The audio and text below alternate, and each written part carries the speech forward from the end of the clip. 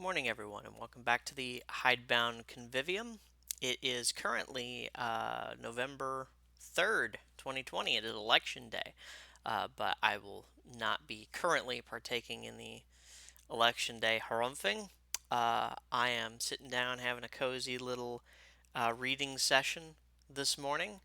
Uh, a couple hours before I got to go to work, and today we're going to be talking about the big man himself. We're going to be talking about Beowulf over here. So, by popular demand, I'm going to commence my reading of Beowulf, and we're going to start out with the editor's introduction to Beowulf because it's always helpful to read the introduction, especially with works as old as Beowulf. And this introduction comes to us by way of what is this gentleman's name? Kevin Crossley Oland, who edited and compiled this Oxford World's Classics Anglo-Saxon World Anthology. We'll also be using his translation of Beowulf. Um, a couple of things that I'll say, keep in mind about Beowulf, or about our reading, first of all, is that I will have my coffee because it's just a necessity in the mornings. Um, Also, I'll be reading to a certain point and stopping, and then we'll pick up on the next part, so to speak. Even though Beowulf is not neatly distributed into parts, it's also not that long, so we should be able to get through it, um, you know, fairly quickly. We'll just see how it goes. Um, but enough game gone. I will go ahead and start in the introduction for you guys, and then we will get into the story. So this is under the section labeled Epic. Beowulf, like Gilgamesh or the Odyssey or the Iliad or the Aeneid, is a work of epic poetry. So there are certain conventions related to the genre. A very few works of art, like the Republic or the Canterbury Tales, the Eroica Symphony, or Guernica, are so many sided and so searching that they represent the temper of a particular time or even of a particular age. Beowulf is one of this number. Yet because it is long and can only be approached by most of us in translation, this stirring and highly readable poem is far more talked about than known. This is a great loss. Beowulf is both a thrilling adventure story and a deeply serious commentary on human life, composed by an anonymous poet between 680 and 800. It is much the finest poem in English to have survived from almost the first 1,000 years of our literature. Beowulf is a Geat, is a tribe in the south of Sweden, and the action of the poem, concerned with Beowulf's three fights against supernatural enemies, takes place in Sweden and Denmark. That this poem should have a Scandinavian cast and background is a reminder of the shared historical and legendary inheritance that once bound the Germanic peoples together. The poem falls into two parts. The first twice as long as the second, divided by 50 years.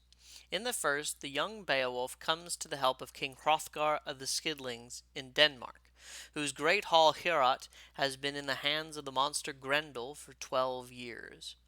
Beowulf disposes of Grendel in single combat, and after Grendel's terrifying mother has avenged the death of her son, pursues the second monster to her lair at the bottom of a lake. He kills her there before returning to his own country. If you don't know the story of Beowulf, I'm sorry, it's a 1,000-year-old poem. There's no spoiler alerts. In the second part of the poem, Beowulf has become king of the Geats.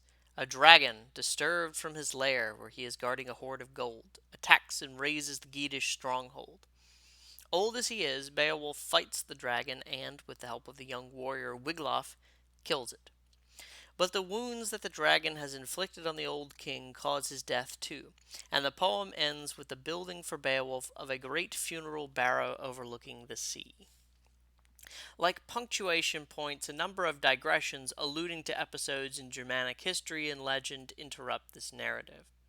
After Beowulf has killed Grendel, for example, a poet sings a lay in the hero's honor, comparing him to the dragon slayer Sigismund, greatest of the Germanic heroes. The purpose of this may be to cast a subtle shadow over Beowulf, flushed with victory, by anticipating the manner of his death. Or it may be to establish by comparison the greatness of Beowulf's feat, or both. The function and precise meaning of the digressions in Beowulf, like almost everything else in this poem, have been fiercely fought over. To talk about the poet's intentions begs a number of difficult questions. When and where was the poet working, and for what kind of audience? Even if it is clear that the poet was a Christian, is it really possible to prove that his aim was to show Beowulf as a specifically Christian hero? Are the monsters symbolic, and if so, what did they symbolize?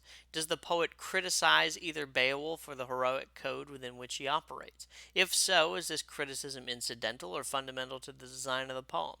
Of course, we cannot provide definitive answers to these questions, but many of our difficulties may be put into perspective by considering the general tenor of the poem. Beowulf is not concerned with non-entities or anti-heroes. On the contrary, its central character is a man who fights against monsters. He is a dragon slayer. In the old king Hrothgar, the young hero Wiglaf, and Beowulf himself, the poem has its heart in three protagonists, three representatives of different generations who embody and proclaim a pronounced and coherent set of values. Beowulf, for instance, comes to Hrothgar's court not only to prove his fiber, but to repay Hrothgar for an act of generosity to his father. Wiglaf's loyalty enables Beowulf to kill the dragon, reaps its own reward, and is marked contradistinction to that of his lily-livered comrades. Beowulf rejects the use of weapons and opts for the more perilous but more honorable course of fighting against Grendel unarmed. When Hrothgar is afflicted by the visit of Grendel's mother, Beowulf tells him, "Better each man should avenge his friend than deeply mourn." Throughout the poem, it matters great and small, these protagonists reiterate in their actions and words a belief in the importance of generosity of spirit, and that self awareness makes a man a responsible member of the society to which he belongs. When Beowulf tells Hygelac, "Bruk alles well," make good use of everything, we may fancy that we hear the poet's own philosophy breaking through. On every page there is evidence of a man who not only admired the qualities listed above, but believed life should be lived full-bloodedly. He has a love of splendor, he is sensuous, he responds strongly to physical beauty. And he quotes from the poem, "Tapestries worked in gold glitter on the walls, many a fine sight for those who have eyes to see such things." He celebrates the curve of a boat over water, the bristling of a forest of gray ash spears, and has particular time for the well-made artifact, the saddle inlaid with jewels, the Damascened sword, the apposite poem. And quotes again. And now and then one of Hrothgar's thanes, who brimmed with poetry and remembered lays, a man acquainted with ancient traditions of every kind, composed a new song in correct meter. Most skilfully that man began to sing of Beowulf's feat, to weave words together and fluently to tell a fitting tale. Underlying the poet's appetite for life and sense of decorum is his acute awareness of the transitoriness of life. Again and again, he warns us that our days are numbered and that we should win fame, the good name that comes from good works, while we can. It is a good name, he says, that constitutes immortality on earth, and the very last word of the poem approvingly attributes to Beowulf a desire for that worldly fame. The essence of the poem, then, is that although human life is transient, and perhaps because it is transient, it is immensely worthwhile provided it is lived both rigorously and vigorously. The poem's tenor is not crabbed or critical, but affirmative and celebratory. Seen in this light, the questions posed above about the poet's intentions no longer seem to matter so much, and indeed seem reductive. It is perfectly possible, for instance, to believe that Beowulf's insistence on fighting alone against the dragon, unfavorably commented upon by Wiglaf, implies criticism of one aspect of the heroic code without going on, as some critics have done, to conclude that the whole poem is an attack on the heroic code. Similarly, the occasional Christian references do not warrant reading of the poem as allegory. I subscribe to Gwyn Jones's view that, quote, Christianity serves a decisive function in refining and humanizing the poem's declared values. The groundwork of the story is hard and violent. The legendary and heroic editions are filled with war and feud, but Hrothgar and Beowulf are strongly attractive characters, the Dane benign and gracious, temperate and affectionate, the Geat, all these things, modest and forbearing too. Both men are blessed with natural piety, practice truth, and right among the people, and ponder the wisdom and mystery of Almighty God in his dealings with mankind. Cyclical in movement and unified by striking contrasts, youth and old age, success and failure, bravery and cowardice, Beowulf is the most commanding survival in any art form from the age of the Anglo-Saxons. Using highly aristocratic language with enviable flexibility, the poet is equally at home with dramatic speeches, battle action, atmospheric and elegiac evocation of place, set piece description, and aphoristic comment. He recreates for us a whole culture, the roots of which we ultimately derive. So there you go. That's an introduction.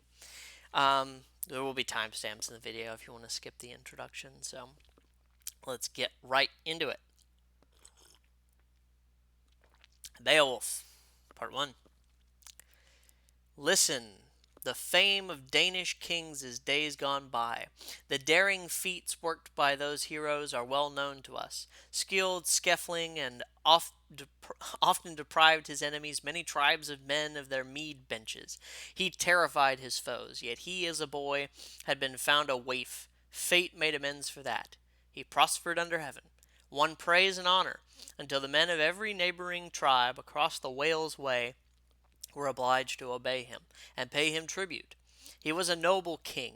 Then a son was born to him, a child in the court, sent by God to comfort the Danes. For he had seen their dire distress, that once they suffered hardship for a long while, lacking a lord, and the Lord of life, King of heaven, granted this boy glory.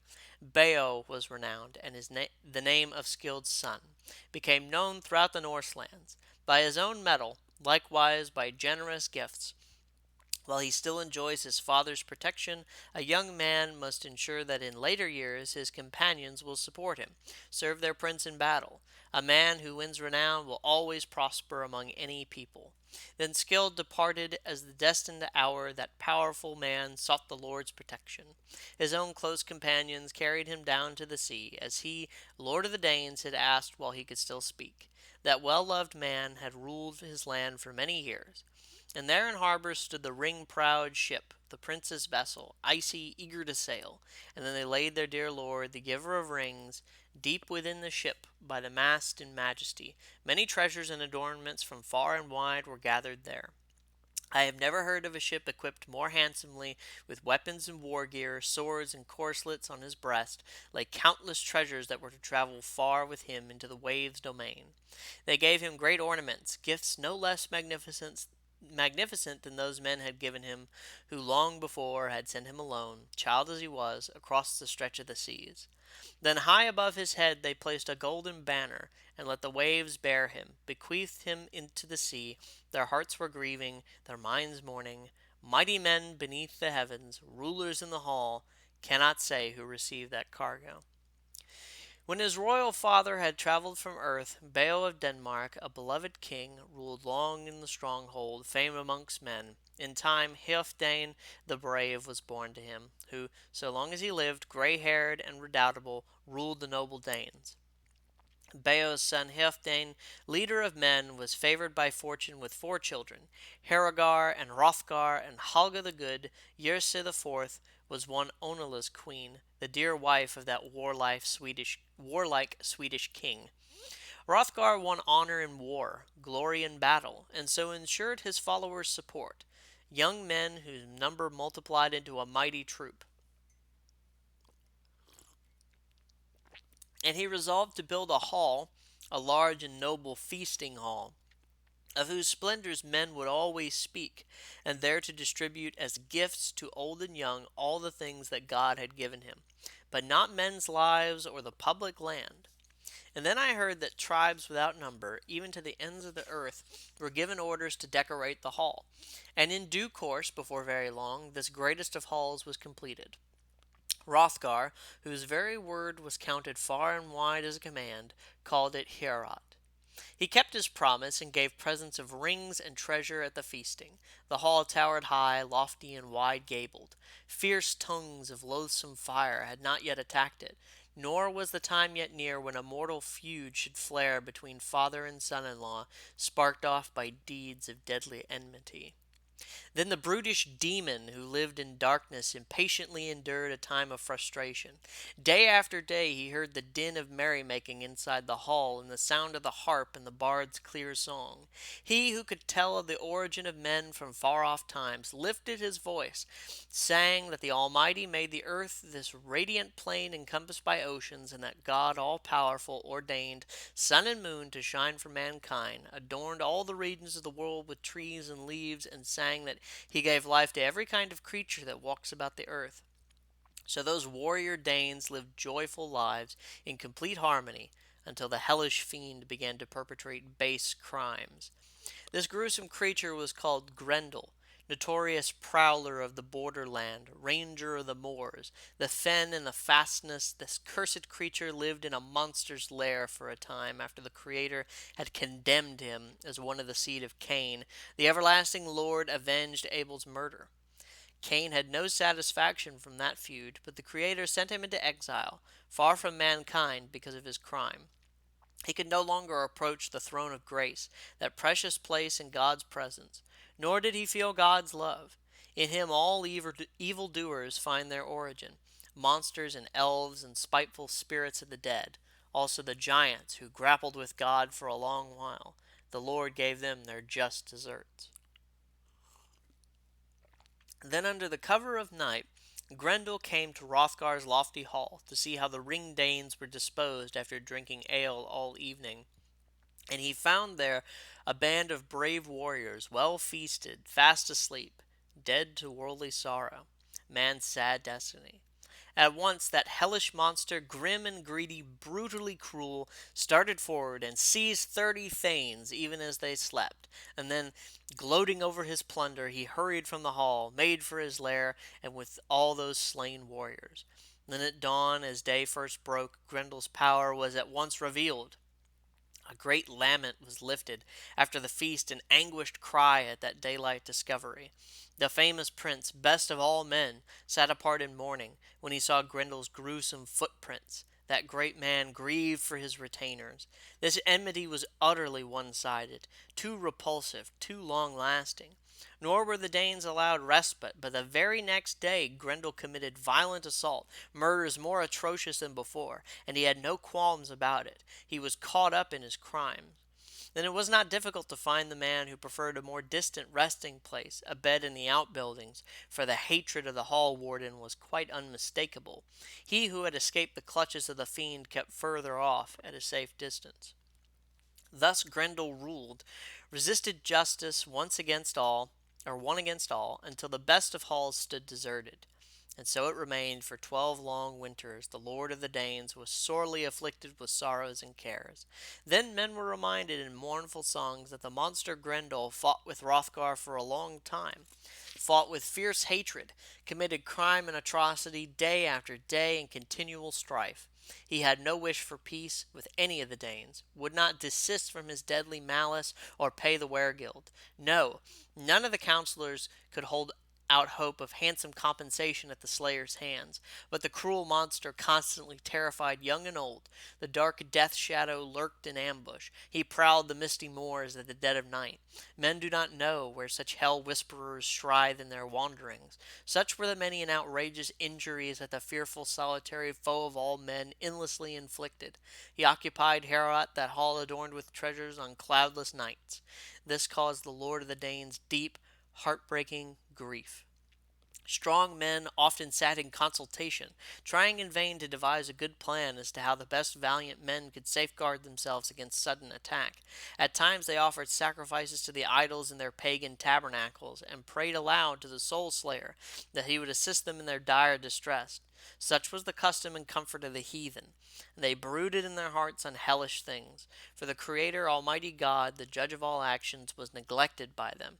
Truly they did not know how to praise the protector of heaven, the glorious ruler. Woe to the man who in his wickedness commits his soul to the fire's embrace. He must expect neither comfort nor change. He will be damned forever. Joy shall be his who, when he dies, may stand before the Lord, seek peace in the embrace of our Father. Thus Healfdene's son endlessly brooded over the afflictions of this time. That wise warrior was altogether helpless, for the hardship upon them, violent visitations, evil events in the night, was too overwhelming, loathsome, and long lasting. One of Higelac's thanes, Beowulf by name, renowned among the Geats for his great bravery, heard in his own country of Grendel's crimes. He was the strongest man alive, princely and powerful. He gave orders that a good ship should be repaired, said he would sail over the sea to assist the famous leader, the warrior king, since he needed hardy men. Wise men admired his spirit of adventure. Dear to them though he was, they encouraged the warrior and consulted the omens. Beowulf searched out the bravest of the Geats, asked them to go with him, and that seasoned sailor led 14 thanes to the ship at the shore. Days went by, the boat was on the water. Moored under the cliff, the warriors all prepared, stepped onto the prow. The water streams eddied, stirred up sand. The men stowed gleaming armor, noble war gear, deep within the ship. Then those warriors launched the well-built boat, and so began their journey, foaming at the prow and most like a seabird. The boat sped over the waves, urged on by the wind, until next day, at about the expected time. So far had the curved prow come that the travelers sighted land, shining cliffs, steep hills, broad headlands. So did they cross the sea. Their journey was at its end. And then the Geats disembarked, lost no time in tying up the boat. Their corslets clanked, rather. The warriors gave thanks to God for their safe passage over the sea. And then on the cliff top, the Danish watchman, whose duty it was to stand guard by the shore, saw that the Geats carried flashing shields and gleaming war gear down the gangway, and his mind was riddled with curiosity. Then Hrothgar's thane leaped onto his horse and, brandishing a spear, galloped down to the shore. And there he asked at once, "Warriors, who are you in your coats of mail, who have steered your tall ship over sea lanes to these shores? I've been a coast guard here for many years, kept watch by the sea, so that no enemy band should encroach upon this Danish land and do us injury. Never have warriors carrying their shields come to this country in a more open manner, nor were you assured of my leader's approval, my kinsman's consent. I've never set eyes on a more noble man, a warrior in armor, than one among your band. He's no mere retainer, so ennobled by his weapons. May his looks never belie him in his lordly bearing. But now, before you step 1 foot further on Danish land like faithless spies, I must know your lineage. Bold seafarers, strangers from afar, mark my words carefully. You would be best advised quickly to tell me the cause of your coming." The man of highest standing, leader of that truth, unlocked his hoard of words and answered him. "We are all Geats, hearth companions of Higelac, and my father was famed far and wide, a noble lord. Ecgtheow was his name." I might be butchering the pronunciations, I'm sorry. "He endured many winters before him in great old age, went on his way. Every wise man in this world readily recalls him. We have sailed across the sea to seek your lord, Healfdene's son, protector of the people, with most honorable intentions. Give us your guidance. We have come on an errand of importance to the great Danish prince. Nor, I imagine, will the cause of our coming long remain secret. You will know whether it is true, as we have heard tell, that here among the Danes a certain evil doer, a fearful solitary, on dark nights, commits deeds of unspeakable malice, damage, and slaughter. In good conscience I can counsel Hrothgar, that wise and good man, how he shall overcome the fiend, and how his anguish shall be assuaged. If indeed his fate ordains that these foul deeds should ever end and be avenged, he will suffer endless hardship otherwise, dire distress, as long as Heorot, best of dwellings, stands unshaken in its lofty place." Still mounted, the coast guard, a courageous thane, gave him this reply. "The discriminating warrior, one whose mind is keen, must perceive the difference between words and deeds. But I see you are a company well disposed towards the Danish prince. Proceed and bring your weapons and armor. I shall direct you, and I will command my companions, moreover, to guard your ship with honor against any foe.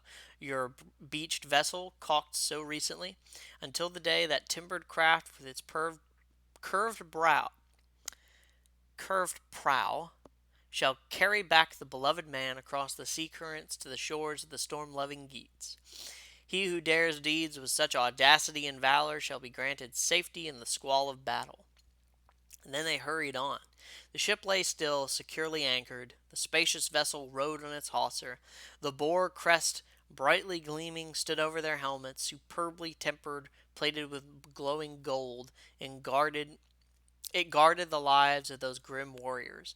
The thanes made haste, marched along together until they could discern the glorious timbered hall adorned with gold.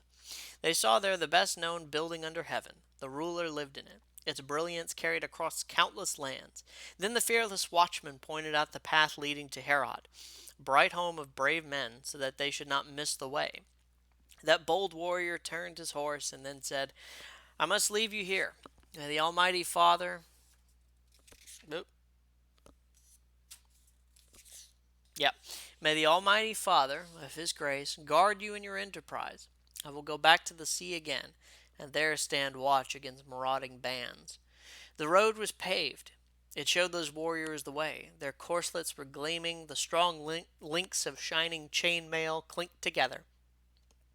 When the sea-stained travelers had reached the hall itself in their fearsome armor, they placed their broad shields, worked so skillfully against Heorot's wall. Then they sat on a bench. The brave men's armor sang. The seafarers' gear stood all together. A gray-tipped forest of ash spears. That armed troop was well equipped with weapons. See. Then Wulfgar, a proud warrior, asked the Geats about their ancestry. Where have you come from with these gold-plated shields, these gray coats of mail, these visored helmets, and this pile of spears? I am Hrothgar's messenger, his herald. I have never seen so large a band of strangers of such bold bearing. You must have come to Hrothgar's court not as exiles, but from audacity and high ambition. Then he who feared no man, the proud leader of the Geats, stern-faced beneath his helmet, gave him this reply. We are Hygelac companions at the bench. My name is Beowulf. I wish to explain to Healfdene's son, the famous prince your lord, why we have come, if he, in his goodness, will give us leave to speak with him. Wulfgar replied, A prince of the Vandals, his mettle is wisdom and prowess in battle were widely recognized. I will ask the lord of the Danes, ruler of the Scyldings, renowned prince and ring giver, just as you request, regarding your journey, and bring back to you at once whatever answer that gracious man thinks fit to give me. Then Wulfgar hurried to the place where Hrothgar sat grizzled and old, surrounded by his thanes. The brave man moved forward until he stood immediately before the Danish lord. He well knew the customs of warriors. Wulfgar addressed his friend and leader. Geatish men have traveled to this land. Come from far, across the stretch of the seas. These warriors call their leader Beowulf, and they ask, my lord, that they should be allowed to speak with you, gracious Hrothgar. Do not give them no for answer. They and their armor seem altogether worthy of the highest esteem. I have no doubt of their leader's might, he who has brought these brave men to Heorot. Hrothgar, defender of the Danes, answered, I knew him when he was a boy. His illustrious father was called Ecgtheow. Hrethel the Geat gave him his only daughter in marriage. Now his son, with daring spirit, has voyaged here to visit a loyal friend. And moreover, I have heard seafarers say, men who have carried rich gifts to the Geats as a mark of my esteem, that in the grasp of his hand that man, renowned in battle, was the might of 30 men. I am convinced that holy God of his great mercy has directed him to us West Danes, and that he means to come to grips with Grendel. I will reward this brave man with treasures. Hurry, tell them to come in and meet our band of kinsmen, and make it clear, too, that they are most welcome to the Danes. Then Wulfgar went to the hall door with Hrothgar's reply. My conquering lord, the leader of the East Danes, commands me to tell you that he knows your lineage, and that you, so bold in mind, are welcome to these shores from over the rolling sea. You may see Hrothgar in your armor, under your helmets, just as you are. But leave your shields out here, and your deadly ashen spear. Let them await the outcome of your words.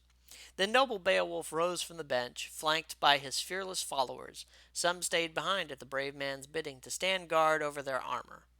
Guided by Wulfgar, the rest hurried into Heorot together.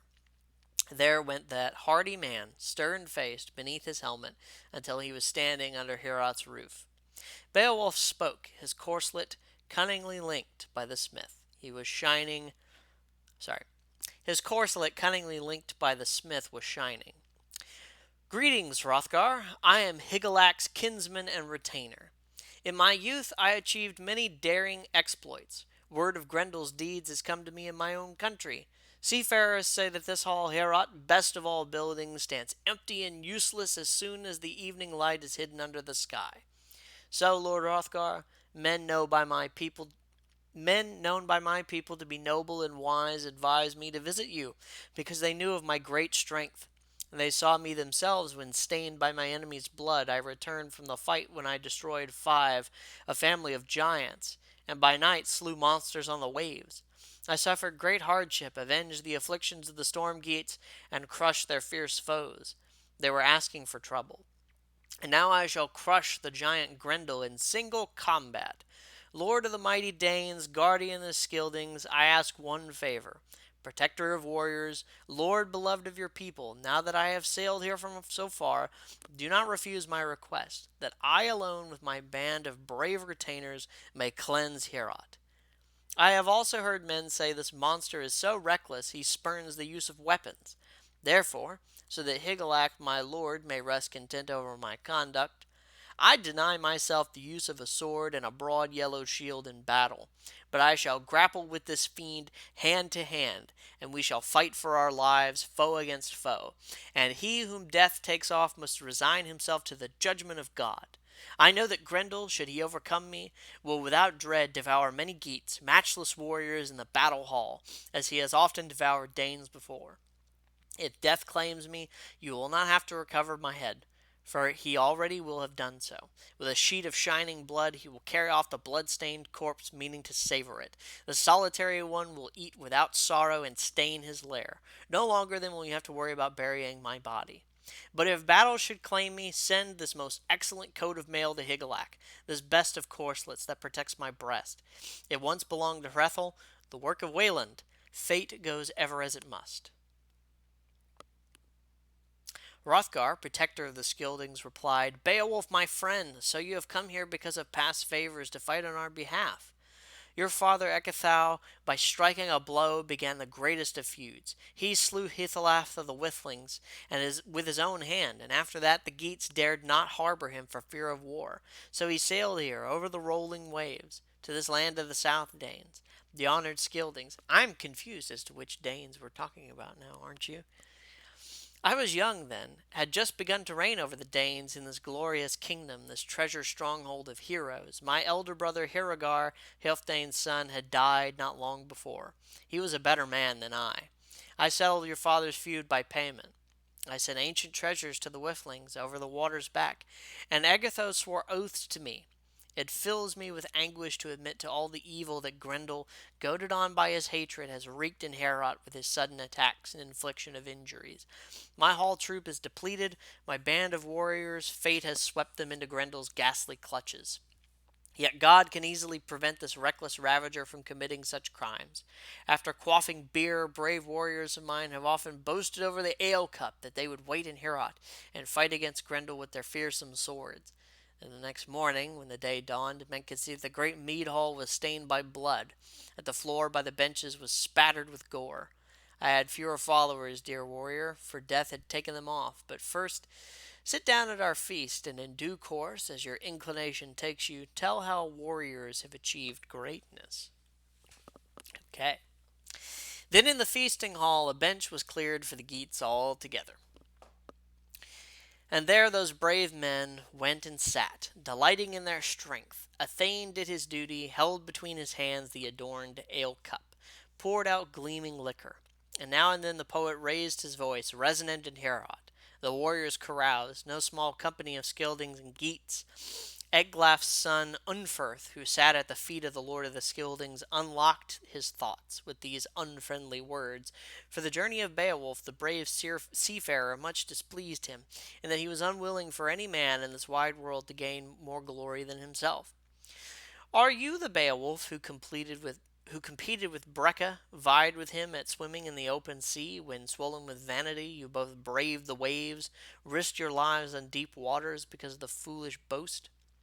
No one, neither friend nor foe, could keep you from your sad journey. When you swam out to sea, clasped in your arms, the water streams passed over the sea paths.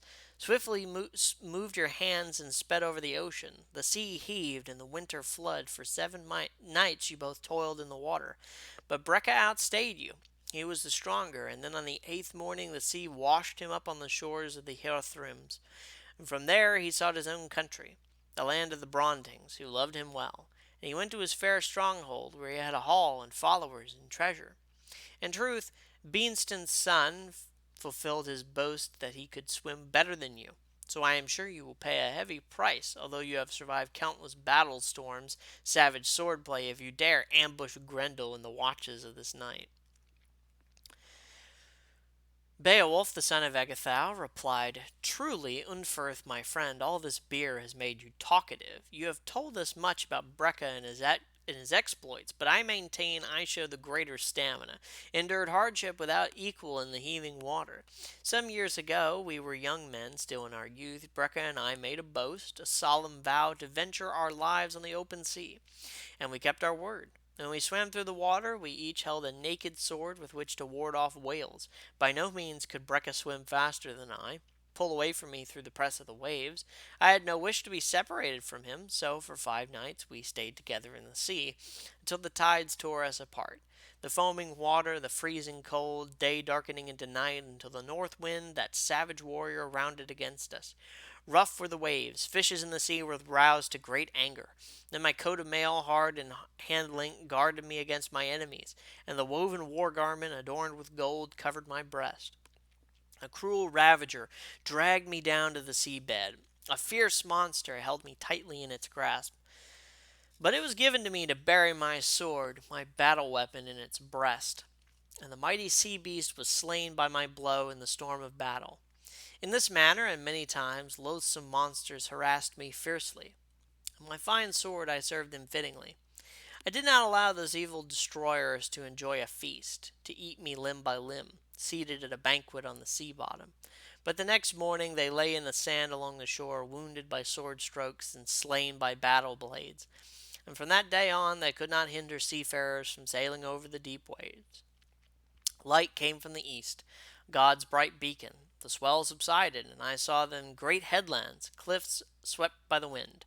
Fate will often spare an undoomed man if his courage is good. As it was, I slew 9 sea beasts with my sword. I have never heard of a fiercer fight by night under heaven's vault, nor of a man who endured more on the ocean streams. But I escaped with my life from the enemy's clutches, worn out by my venture. And then the swift current, the surging water, carried me to the land of the Lapps. I had not heard tell you that you had taken part in any such contests in the perilous sword play. Neither you nor Breca have yet dared such a deed with shining sword in battle. I do not boast because of this, though of course it is true you slew your own brothers, your own close kinsmen. For that deed, however clever you may be, you will suffer damnation in hell. I tell you truly, son of Ecglaf, that if you were in fact as unflinching as you claim, the fearsome monster Grendel would never have committed so many crimes against your lord, nor created such havoc in Heorot. But he has found he needed not fear unduly your people's enmity, fearsome assault with swords by the vicious Scyldings.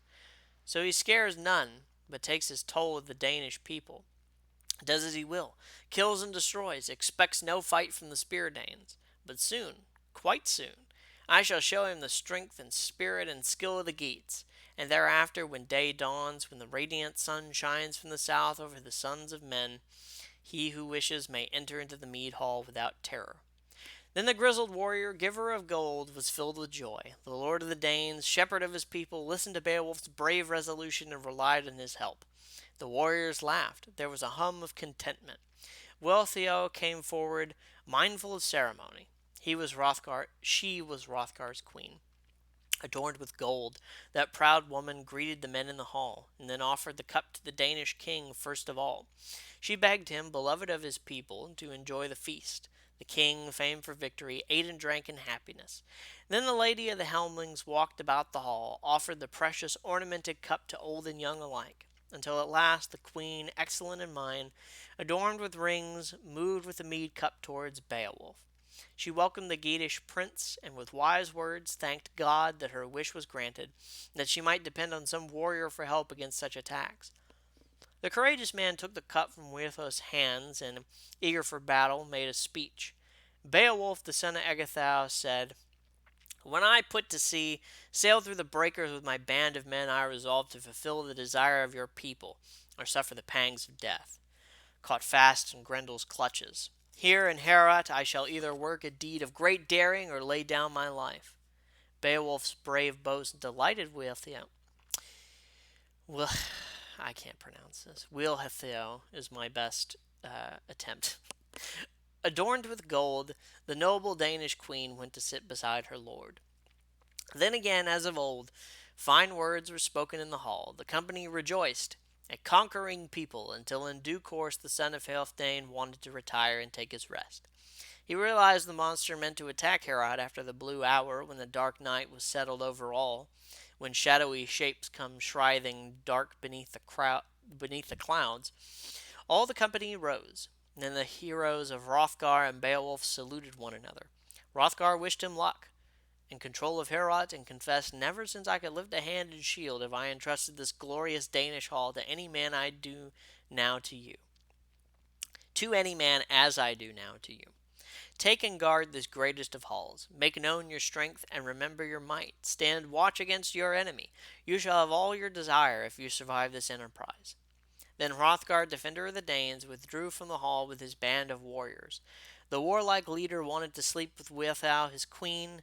It was said the mighty king had appointed a hall guard, a man who undertook a Danish duty for the uh, sorry, he undertook a dangerous duty for the Danish king, elected to stand watch against the monster. Truly, the leader of the Geats fervently trusted in his own great strength and in God's grace. Then he took off his helmet and his corslet of iron, and gave them to his servant, with his superb adorned sword, telling him to guard them carefully. And then before he went to bed, the brave Geat Beowulf made his boast. "I count myself no less active in battle, and no less brave than Grendel himself. Thus I will not send him to sleep with my sword, so deprive him of life, though certainly I could. Despite his fame for deadly deeds, he is ignorant of these noble arts, that he might strike at me, and hew my shield. But we this night shall forego the use of weapons, if he dares fight without them, and then may wise God, the Holy Lord, give glory in battle to whichever of us he should think fitting." Then the brave prince leaned back, put his head on the pillow, while around him many a proud seafarer lay back on his bed. Not one of them believed he would see day dawn, nor ever return to his family and friends, and the place where he was born. They well knew that in recent days far too many Danish men had come to bloody ends in that hall. But the Lord wove the webs of destiny, gave the Geats success in their struggle, help and support in such a way that all were enabled to overcome their enemy through the strength of one man. We cannot doubt that mighty God has always ruled over mankind. This is part one of Beowulf for gearing up for the big old fight with Grendel, and I'm sorry if you can hear people hot rodding around out the window, but nevertheless, there you go, guys. Part two will be up soon, and we will get to the climactic fight with Grendel and probably Grendel's mother as well. I hope you've enjoyed. Thank you guys for watching. This has been the Hidebound Convivium's reading of Beowulf.